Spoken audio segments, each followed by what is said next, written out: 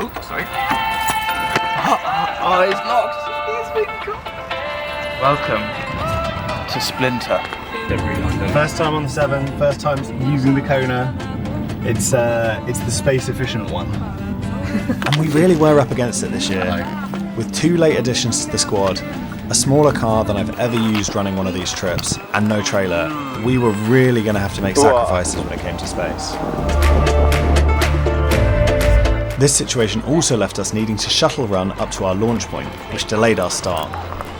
This was less of a concern for Speed Demon Lee and his actual full-on research vessel, but more pressure on our increased number of inexperienced kayakers, as a pregnant Charlotte was captaining the canoe this year. How's the kayak feeling, Maria? It's feeling alright actually, I'm getting used to it. I'll tell you how, over and over.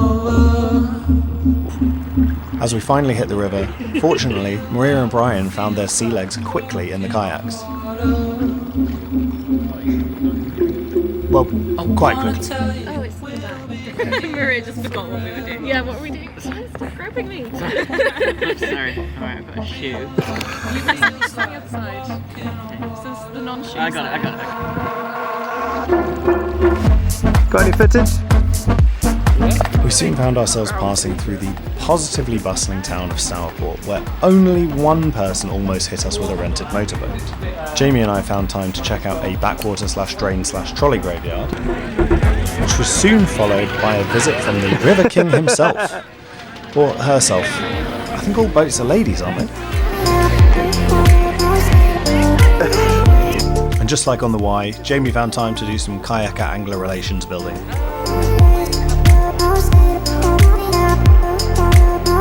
And we got to scope out the first weir of the day, which we concluded was too scary.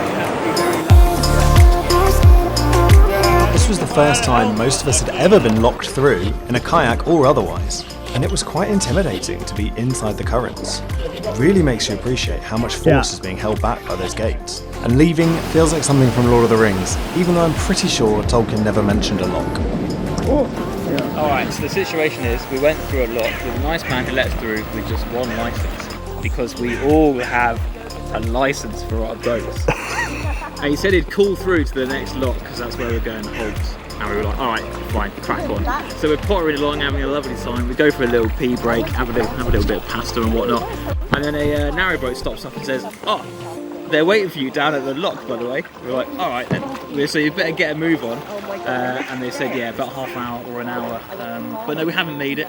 We're not going to make it. So I've phoned ahead and we're going to portage. So we're all good.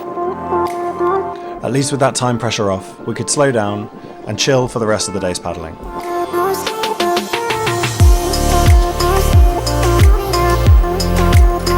Scene setting. So Brian, compared to last year, how you feeling? I'm still in pain. With this last lock being so close to our campsite, most of the group elected to drag or carry their boats round to the camp.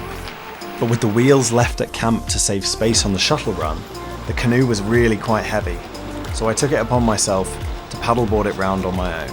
And of course our obligatory barbecue dinner was also a casualty of the space constraints. But hey, a nice dinner at the pub wouldn't be much of a hardship, would it? Unless they didn't have a chef for some reason. Hey, we couldn't fit a barbecue in, mate. True. River. They've been in the sea. It's raining, man. It's raining. Oh, yes. It's raining. Does this mean we're just partying? So after what turned out to be takeaway pizza in the rain, the weather saw fit to give us a break and let us enjoy the campfire. That was the first one I saw. That's why we didn't see any whales. Oh no.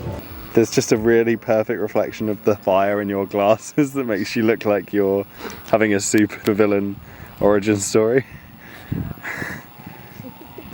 We awoke from an incredibly economical night's sleep, having paid just £20 for the tent for all of us, and began our day on the water with a tremendous display of one of Jamie's famously daring seal launches.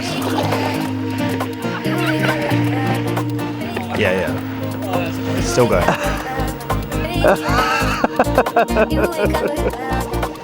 Balls of steel on that guy.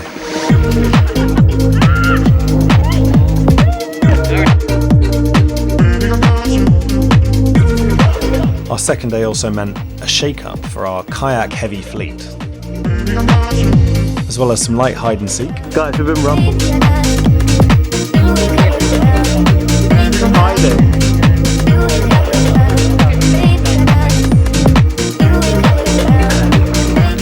clever game Lee was playing with these cows. A chance for some wisdom for the future. Pack more food next time.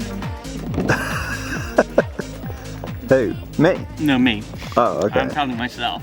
Okay. In the You're future when looking I at the watch it. reflection. And then the exciting part.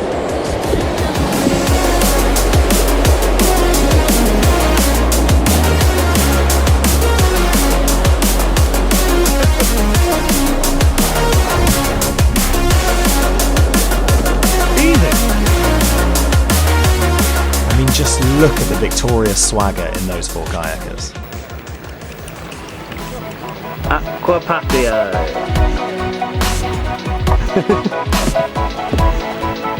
We cut our way from the suburbs into the centre of Worcester,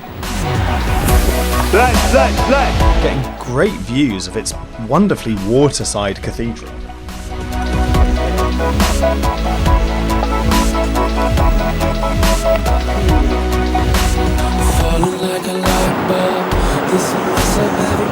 And then Lee, Jamie and I tentatively braved a bigger weir.